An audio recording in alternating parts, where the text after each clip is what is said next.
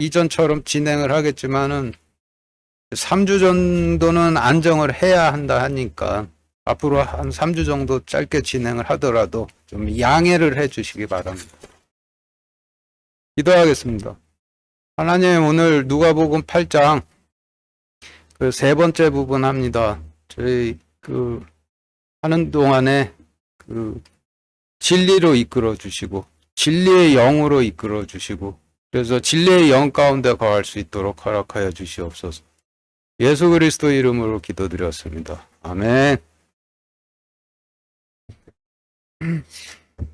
누가복음 8장에서 네 유형의 사건이 소개되는데 그중 첫 번째와 두 번째 사건은 지난주 수요일에 한 주님께서 12제자들과 함께 강을 건너시는 동안 물과 바람을 꾸짖으셨던 기적과 맞은편 지방으로 들어가셔서 막이 들려 있던 자를 고치셨던 기적이죠. 주님께서 12제자들과 함께 강을 건너시며 물과 바람을 꾸짖으셨던 사건은 주님께서 12지파의 이스라엘 백성들과 함께 과거 출애굽 시대에 홍해와 요단강을 건너 가나안 땅으로 들어가셨던 이를 재현하신 사건이었고, 이 사건을 씨 뿌리는 비유의 말씀으로 보면은 길가에 뿌려진 씨가 되는 것이죠. 그리고 두 번째로 소개된 주님께서 막이 들려있던 자를 고치신 사건은 열왕기 역대기 시대에 미쳐서 날뛰던 이스라엘의 왕들을 고치신 일을 재현하신 사건인데, 이 사건을 씨 뿌리는 비유의 말씀으로 보면은 바위 위에 뿌려진 씨가 되는 거예요. 오늘 말씀은 누가복음 8장에 소개된 네 가지 유형의 기적들 중에서 세 번째와 네 번째 기적으로 주님께서 12해 동안 혈루증에 걸린 여자를 고치신 기적과 회당장 야이로의 12살 된 딸을 살리신 기적인데, 이 또한 누가복음 8장의 전체적인 구성이라는 측면에서 본다라면은 씨 뿌리는 비유의 말씀을 설명하시는 예들이 되겠죠. 둘 중에 하나는 가시나무 사이에 뿌려진 씨를 설명하시는 예가 될 것이고, 나머지 하나는 좋은 땅에 뿌려진 씨를 설명하시는 예가 될 수밖에 없는데, 어느 사건이 가시나무 사이에 뿌려진 씨를 설명하시는 예가 되고 어느 사건이 좋은 땅에 뿌려진 씨를 설명하시는 예가 되는지 알아보기 위해서 본문 40절부터 42절까지 같이 읽겠습니다. 시작. 예수님께서 돌아오실 때 사람들이 반갑게 그분을 받아들이니 이는 그들이 다 그분을 기다렸기 때문이더라. 보라, 야이로라 하는 사람이 나아왔는데 그는 회당의 치리자더라. 그가 예수님의 발 앞에 엎드리고 그분께 간청하여 그분께서 자기 집에 들어오실 것을 구하니, 이는 그에게 12살쯤 된 외동딸이 있었는데 그 딸이 누운 채 죽어갔기 때문이더라. 그러나 그분께서 가실 때에 사람들이 그분께 몰려들더라. 지난주 40절 말씀은 주님께서 이스라엘의 지난주에 지금 읽으신 40절 말씀은 주님께서 이스라엘의 육신으로 초림하신 사건을 이와 같이 기록해 놓으신 것이라 설명을 드렸었죠. 인간들이 주님께서 육신으로 가나안 땅에 임하신 사건을 초림이라고 하는데, 그런데 주님께서 육신으로 가나안 땅에 임하신 사건이 이스라엘 백성들에게는 초림이 아니라 재림이죠. 이스라엘 백성들에게는 주님께서 아버지의 영광으로 자신들에게 임하셨던 사건이 주님의 초림이 되는 것이고, 육신의 모습으로 자신들에게 임하신 사건은 재림이 되시는 것이죠. 아버지의 영광으로 이스라엘 백성들에게 초림하셨던 주님께서 그들에게 율법과 약속을 주시고 이스라엘의 마지막 때에 구약시대에 주셨던 약속대로 전 구약시대 동안 자신의 약속으로 맺은 열매들을 추수하시고자 육신으로 가나안 땅에 임하신 것이 초림이 아니라 재림을 하신 것이 되는 거예요. 그러나 이방인들에게는 주님께서 과거에 자신들에게 임하신 적이 없으니 주님께서 육신으로 이 땅에 임하신 사건이 초림이 되는 것이죠. 육신의 모습으로 초림하신 주님께서 교회 시대의 이방인들에게 자신의 심판과 약속을 알려주시고, 그리고 교회 시대의 마지막 때에 교회 시대에 주셨던 약속대로 전 교회 시대 동안 자신의 약속으로 열매 맺은 열매들을 추수하시고자 이제 성령님으로 재림을 하시게 되는데, 그러면 교회 시대의 마지막 때에도 이스라엘의 마지막 때와 똑같은 일이 벌어질 수밖에 없겠죠. 41절, 42절에서 보라 야이로라 하는 사람이 나왔는데 그는 회당의 치리자더라. 그가 예수님의 발 앞에 엎드리고 그분께 간청하여 그분께서 자기 집에 들어오실 것을 구하니, 이는 그에게 12살쯤 된 외동딸이 있었는데 그 딸이 누운 채 죽어갔기 때문이더라. 라고 하셨는데, 이 말씀에서 회당이라 하시면 성전을 의미하죠. 그리고 회당이 성전이면 회당 치리자는 제사장이 될 수밖에 없는 것이고, 그래서 회당의 치리자 야이로라 하시면은 이스라엘의 제사장들을 의미하는데, 그런데 초림 때 성전도 존재하였고 성전에서 제사를 드리고 설교를 하는 제사장들이나 바리새인들도 많았는데, 그들이 거하던 성전은 성전도 아니고 그들을 그 제사를 드리고 설교를 하는 제사장들도 제사장들로 계수를 안 하시죠. 사무엘상 26장 12절 같이 읽겠습니다. 시작. 다윗이 사울의 머리 곁에서 창과 물병을 가지고 떠나가되 아무도 보거나 눈치채지 못하고 깨어있는 사람도 없었으니, 이는 여호와께서 그들을 깊이 잠들게 하셨으므로 그들이 다 잠들어 있었기 때문이었더라. 네, 지금 읽으신 말씀은 사울 왕이 아직 왕위에 오르지 않은 다윗 왕을 그 시기에서 죽이려고 광야로 피한 다윗을 추격하는 도중에 야영을 했는데, 오히려 다윗 왕이 기회를 틈타서 사울 왕을 죽이려고 그의 장막으로 들어갔는데, 그를 죽이지는 않고 사울 왕의 창과 물병만 가지고 나왔다란 말씀이죠. 그런데 모든 성경 말씀이 그렇듯이 이 말씀도 초림 때에 있을 일을 계시한 말씀이 되는데, 이 말씀에서 다윗은 육신으로 오신 주님을 상징하고, 베냐민 지파 출신의 사울 왕은 이스라엘의 마지막 때 대제사장을 상징하고, 사울 왕의 창과 물병은 이스라엘의 마지막 때의 대제사장의 창과 물병을 의미하는데, 대제사장의 창은 대속의 양을 하나님께 헌물로 바칠 때 그 양을 찌르는 창을 의미하고, 대제사장의 물병은 백성들을 씻겨야 할 하나님의 의를 의미하죠. 하나님께서 이스라엘의 대제사장에게 맡기신 그 핵심적인 임무는 이스라엘 백성들에게 하나님의 의를 전하는 일과, 제사장들이 전하는 하나님의 의를 통해서 죄를 깨달은 백성들이 가지고 나오는 속죄 헌물을 창으로 찔러서 하나님께 바쳐 백성들을 속죄시키는 일을 하는 것인데, 초림 때 제사장들이 제사장 고유의 업무인 이러한 일들을 안 하고 있으니, 다윗이 깊이 잠든 사울 왕에게서 창과 물병을 빼앗았듯이 주님께서 마지막 때에 이스라엘의 깊이 잠든 제사장들로부터 그들의 창과 물병을 빼앗아서, 물병은 침례 요한에게 주시고 창은 빌라도에게 주셔서 침례 요한과 빌라도를 이스라엘의 마지막 대제사장들로 세우시죠.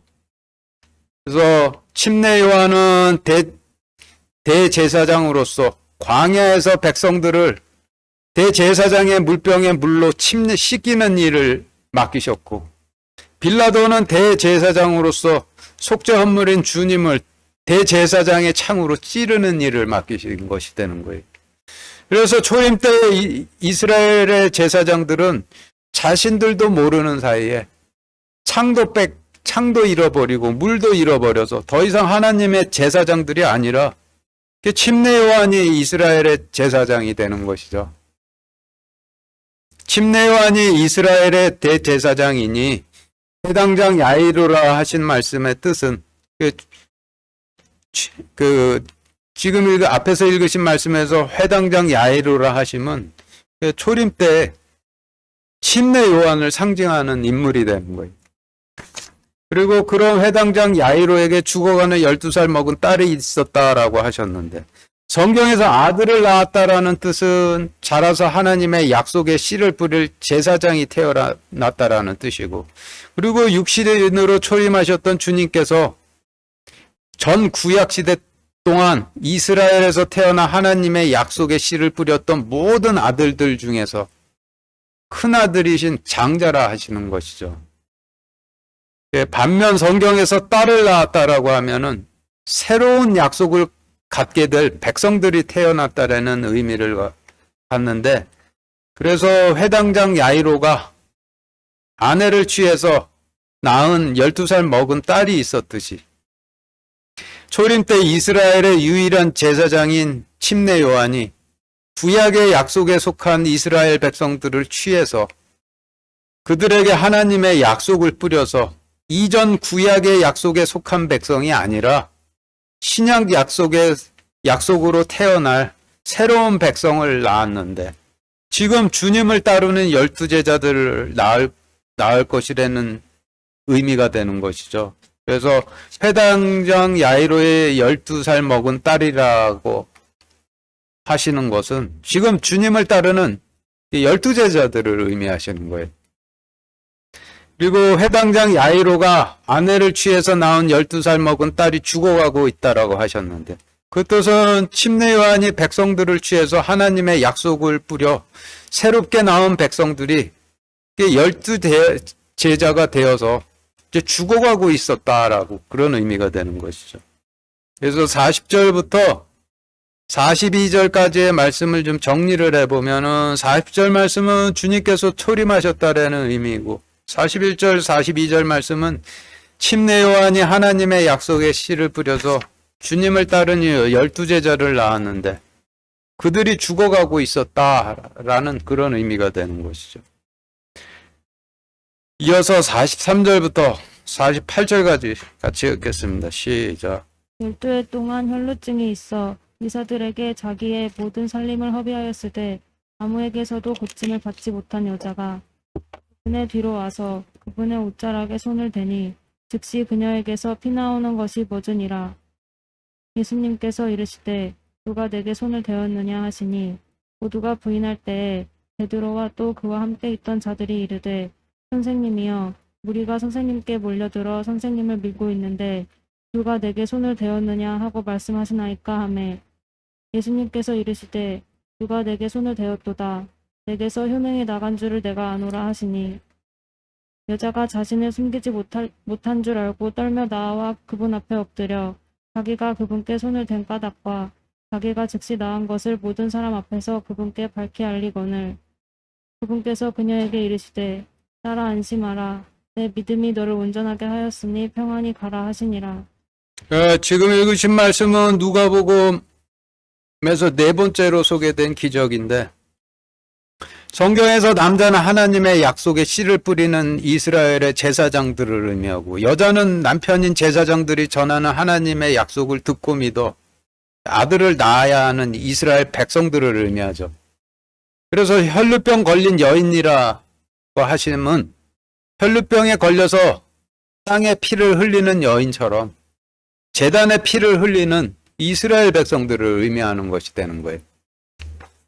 창세기 때 에덴 동산에 있던 이브에게 죄가 들어오므로 이브가 자신 안에 있는 죄로 인해서 죽지 않기 위해 하혈을 하게 되었듯이, 이스라엘 백성들도 자신들 가운데 거하는 죄로 인해서 죽지 않기 위해 소나 양을 죽여서 제단 옆 땅에 피를 흘려야만 했는데, 자신들의 죄로 인해 계속 피를 제단 옆에 흘려야 했던 이스라엘 백성들을 혈류병 걸린 여인이라고 하시는 것이죠. 그리고 43절에서 혈류병 걸린 여자가 자신의 모든 살림을 허비하였으되 아무에게서도 고침을 받지 못하였다라고 하신 말씀은, 혈류병 걸린 여자가 계속해 피를 흘려도 고침을 받지 못했듯이 하나님의 법을 지켜 소나 양을 성전으로 가져가서 속죄 헌물의 피를 제단 옆 땅에 쏟았던 이스라엘 백성들도 계속해서 쏟아야만 했다라는 그런 뜻이 되는 것인데, 이런 백성들이 메시아를 주시겠다는 하나님의 약속을 붙잡고 기다리는 백성들이 되는 것이죠. 45절 다시 같이 읽겠습니다. 시작. 예수님께서 이르시되 누가 내게 손을 대었느냐 하시니 모두가 부인할 때에 베드로와 또 그와 함께 있던 자들이 이르되 선생님이여 우리가 선생님께 몰려들어 선생님을 밀고 있는데 누가 내게 손을 대었느냐 하고 말씀하시나이까 하매. 예, 혈루병 걸렸던 여인처럼 주님께서 주님께서 하나님이심을 알아보고 주님의 옷자락에 손을 대어야 구원을 받는데, 누가 나의 옷자락에 손을 대었느냐라고 물어보시니 오히려 아무도 안 됐다라고 부인을 했다라는 뜻이죠. 전부 저희는 하나님과 상관없습니다라고 부인을 하고 있는 가운데 베드로와 제자들은 그 한술 더 떠서 하나님이신 주님을 3번 선생님이라고 부르면서 여기에서도 3번 부인을 했다라는 뜻이죠. 모든 이스라엘 백성들이 이 땅에 구원자로 오신 주님을 알아보질 못하고 구원의 기회를 다 놓쳐버리고 있는 가운데 오로지 혈루병 걸린 한 여인만 주님을 알아보고 주님의 옷자락에 손을 대 구원이 이루어지고 있는데, 주님을 알아보고 있는 혈루병 걸린 여인과 주님을 알아보지 못해서 구원의 기회를 전부 놓쳐버리고 있는 다른 사람들 간의 차이가 있다라고 그러면은 이게 무슨 차이가 있겠어요?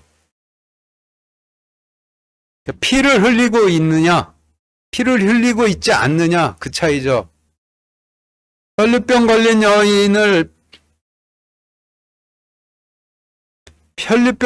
여인은 피를 흘리고 있고 다른 사람들은 피를 흘리고 있지를 않고, 그리고 그 의미는 제단의 속죄 헌물을 바쳐 속죄 헌물의 피를 계속 흘리고 있었던 이스라엘 백성들은 주님을 알아봤다는 뜻이고, 그렇지 않은 백성들은 알아보질 못했다라는 그런 뜻이 되는 것이죠.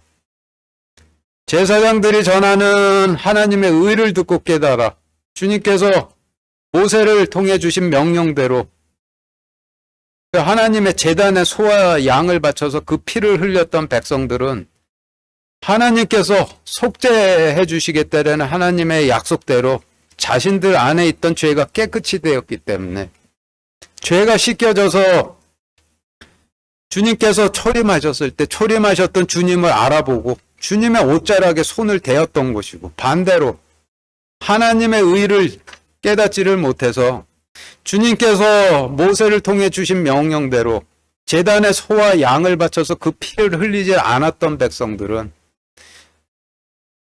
하나님의 약속대로 자신들에 있던 죄가 깨끗해 되질 않았기 때문에 죄에 가려서 주님께서 초림하셨는데 초림하셨던 주님을 알아볼 수가 없어갖고 주님의 옷자락에 손을 대지를 않았다라고 이렇게 부인들을 하고 있는 것이죠.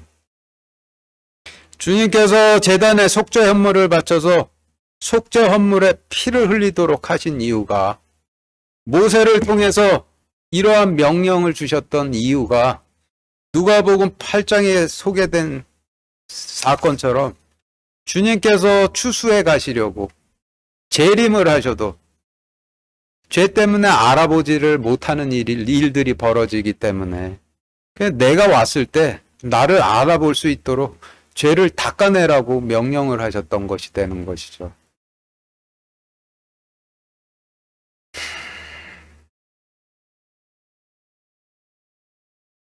그러면 이방인들에게 초림하셨던 하나님께서 주신 명령도 그 동일한 이유가 있기 때문에 그 복음서를 통해서 주신 명령들도 이러한 이유가 있기 때문에 주신 명령들이 되겠죠. 그래서 여기 나오는 가시나무 사이에 뿌려진 사람들처럼 하나님께서 하라는 대로 안 하고 있었으면은 저는 손을 안 댔어요 하고 부인을 하든지 우리의 왕은 카이사르밖에 없다라고 부인을 하게 되든지 하게 될 것이고 혈루병 걸린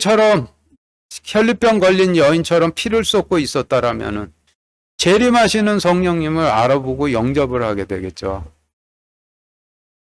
44절에서 명령대로 피를 흘려서 주님을 알아보고 주님 옷자락에 손을 대니 피 나오는 것이 멎으니라 라고 하셨는데 주님의 옷자락에 손을 대는 것과 구원이 이루어지는 것 간에 어떠한 상관관계가 있는지 알아보기 위해서 누가복음 8장 44절, 출애굽기 29장 37절, 레위기 6장 27절 이어서 같이 읽겠습니다. 시작. 그분의 뒤로 와서 그분의 옷자락에 손을 대니 즉시 그녀에게서 피나오는 것이 멎으니라.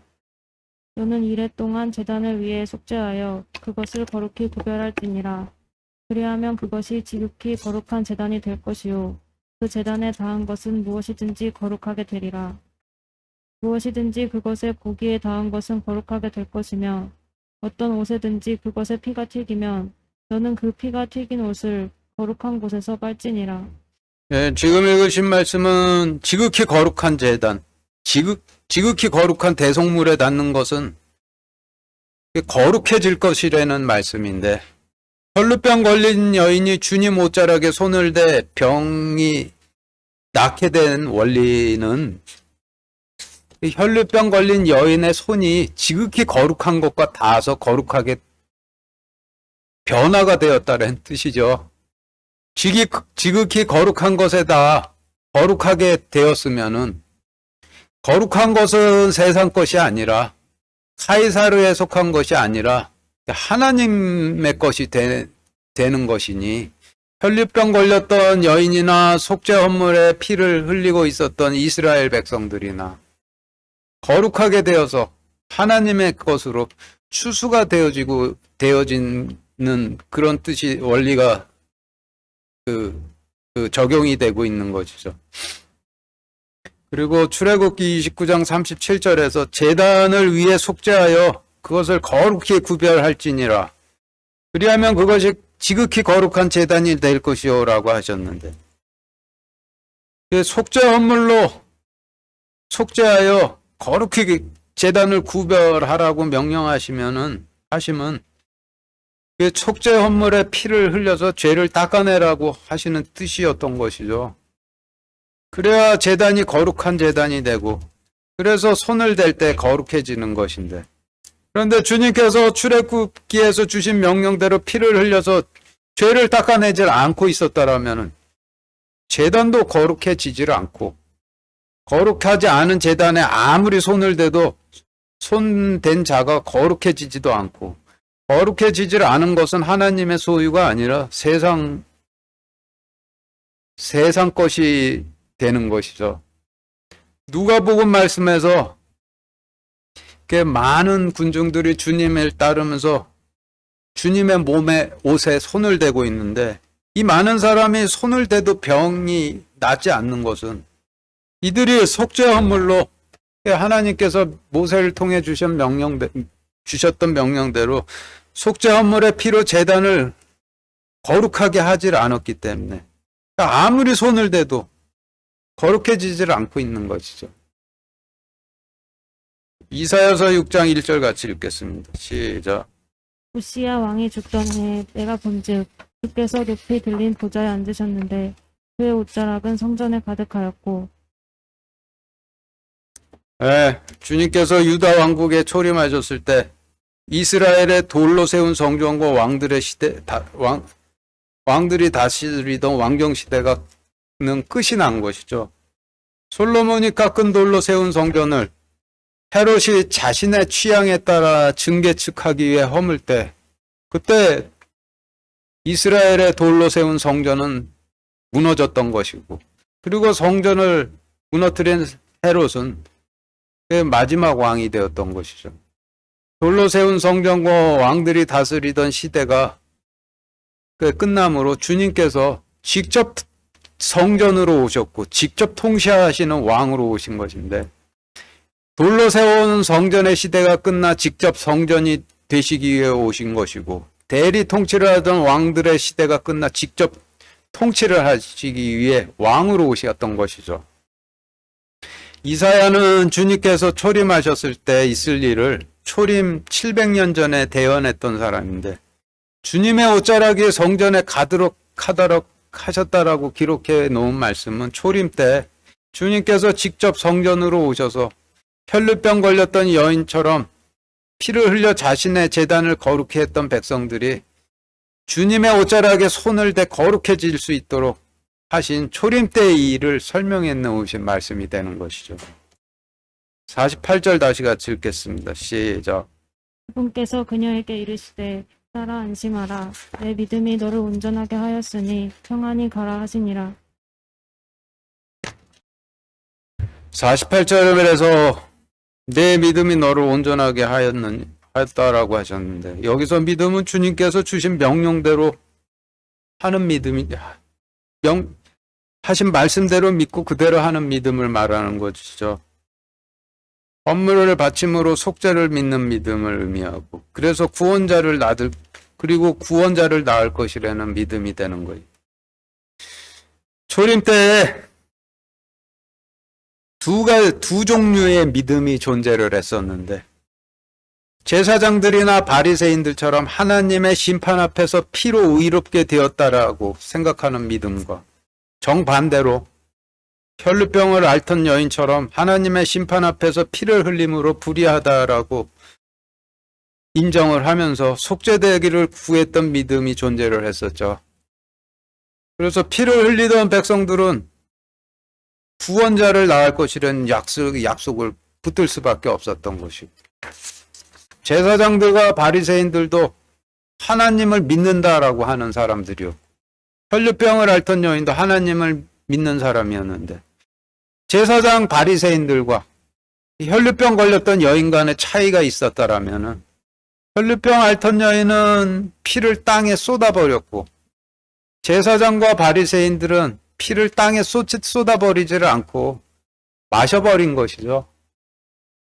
피로 구원받았다라고 사람들이 할 말을 성경에 피를 마셨다라고 그렇게 기록을 미리 해놓으신 거예요. 지금도 두 종류의 믿음이 있는데 하나님의 심판 앞에서 피로 의롭게 되었다라는 믿음과 하나님 심판 앞에서 피로 불의함을 인정하며 속죄되기를 구하는 믿음이 있는 것이죠. 그리고 이렇게 두 믿음이 있어야지만 그 진리에 맞는 것이죠. 창세기 때 에덴 동산에 선악과 나무와 생명나무가 동시에 존재했었고 가나안 땅에 율법과 약속이 동시에 존재를 했듯이 지금 교회 시대에도 동일한 시스템 내에서 지금 교회 시대도 동일한 시스템 내에 존재를 하고 있는 것이죠. 혈루병으로 12년을 앓던 여인을 고치신 기적은 씨가 길가에 뿌려지고 바위 위에 뿌려지고 가시나무 사이에 뿌려지는 가운데서도 주님께서 출애굽기에서 모세를 통해 주신 명령대로 제단을 위해 속죄 헌물에 피를 흘려서 제단을 거룩히 구별해 왔던 백성들을 구원하신 일을 상징하시는 것인데 이러한 백성들이 씨 뿌리는 비유의 말씀의 관점으로 본다라면 좋은 땅에 뿌려진 씨가 되는 것이죠. 그리고 누가복음 보시면은 회당장 야이로가 자신의 12살 먹은 어린 딸을 고쳐주십사 구하던 얘기가 잠깐 소개가 되다가 돌연 혈루병 걸린 여자가 등장을 해서 주님께서 이 여인을 먼저 고쳐주셨는데 이와 같은 순서도 구약의 약속을 가지고 있는 이스라엘의 양들에게 먼저 가시고 다음이 신약의 약속을 갖게 될 새로운 양들에게 가시는 그 진리에 따르는 것이죠. 혈루병 걸린 여인이 이스라엘의 양들이 되는 것이고 12살 먹은 회당장 야이로에 따른 교회 시대의 양들이 되는 것이니 구약 시대의 약속을 갖고 있던 이스라엘 양에게 먼저 가셔서 그들을 먼저 고치셨다라는 것을 이와 같이 기록을 해 놓으신 것이죠. 49절부터 끝까지 같이 읽겠습니다. 시작. 그분께서 아직 말씀하실 때 해당의 치리자의 집에서 사람이 와서 그에게 이르되 당신의 딸이 죽었나이다. 선생님을 괴롭게 하지 마소서 하거늘 예수님께서 그것을 들으시고 그에게 응답하여 이르시되 두려워하지 말고 믿기만 하라. 그리하면 내 딸이 온전하게 되리라 하시고 집에 들어가사 베드로와 야고보와 요한과 소녀의 아버지와 어머니 외에는 아무도 들어오는 것을 허락하지 아니하시니라. 모든 사람이 슬피 울며 소녀로 인하여 가슴 아파하였으나 그분께서 이르시되 울지 말라. 그 소녀는 죽지 않았고 잔다 하시니 그들이 소녀가 죽은 것을 알므로 그분을 비웃더라. 그분께서 그들을 다 내보내시고 소녀의 손을 잡고 불러 이르시되 소녀야 일어나라 하시니 소녀의 영이 돌아와 소녀가 즉시 일어나거늘 그분께서 그녀에게 먹을 것을 주라고 명령하시니라. 소녀의 부모는 놀랐으나 그분께서 그들에게 명하사 그들이 그 이루어진 일을 아무에게도 말하지 못하게 하시니라.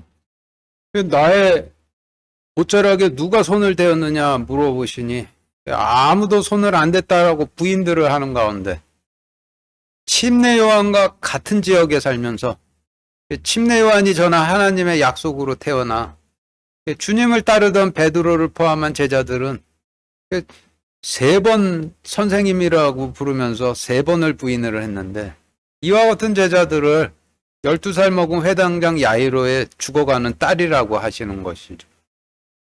야이로의 딸이라 하시면은 침례 요한이 하나님의 약속의 씨를 뿌려서 낳은 새로운 백성들이란 뜻이고 병들어 죽었다라는 뜻은 씨를 뿌렸으나 가시나무 사이 땅에 뿌려져서 세상 염려와 재물과 쾌락의 가시들 사이에서 죽어가고 있다라는 뜻인데 그런데 주님께서 이와 같은 12살 먹은 야이로의 딸을 살리신 사건을 통해서 죽어가는 제자들을 살리셔서 사도행전 시대를 여실 것이라는 그런 의미가 되는 것이죠.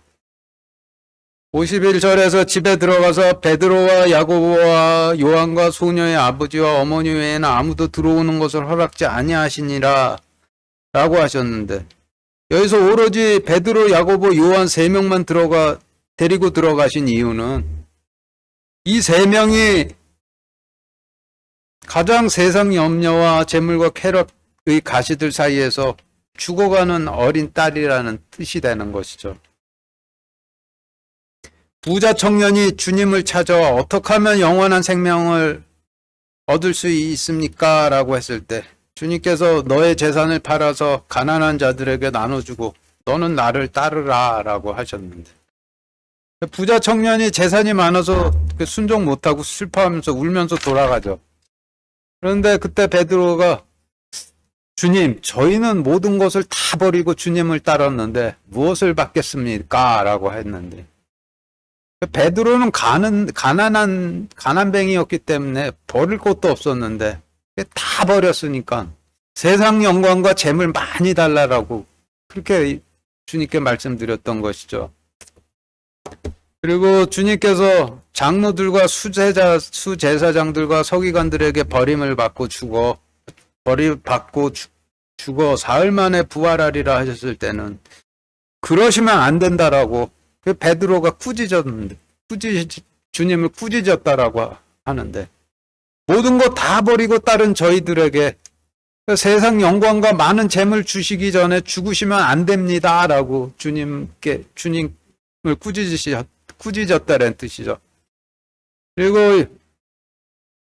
그리고 요한과 야고보는 주님께서 왕좌에 앉으실 때 저는 주님의 우편 자리에 제 동생은 주님의 좌편 자리에 앉게 해주십사 구했는데 국무총리, 부총리 자리 달라고 구했던 것이고, 이 세 명이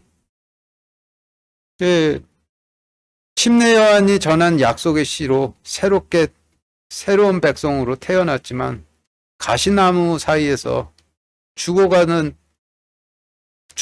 있던 백성들이어서 야이로의 죽은 딸을 살리러 들어가실 때 이 세 명만 데리고 들어가셨다라고 하시는 것이죠. 마치겠습니다.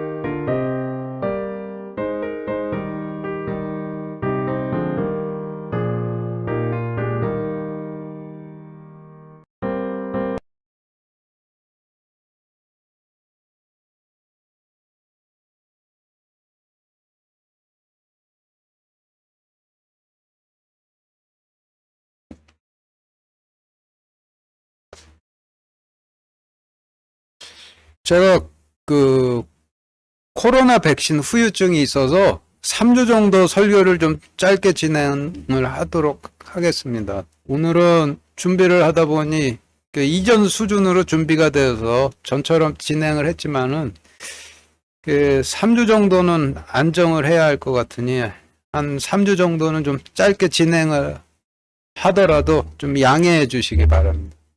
기도하겠습니다. 하나님,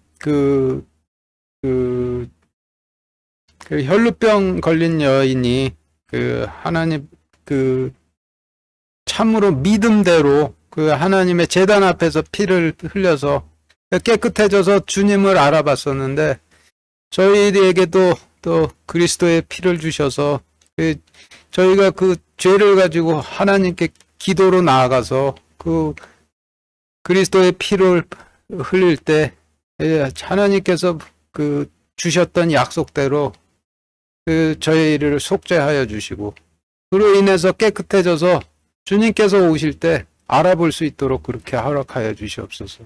알아보고 주님께 손을 댈 수 있도록 그렇게 허락하여 주시길 바라옵고 이 모든 말씀 우리 주 예수 그리스도의 이름으로 기도드렸습니다.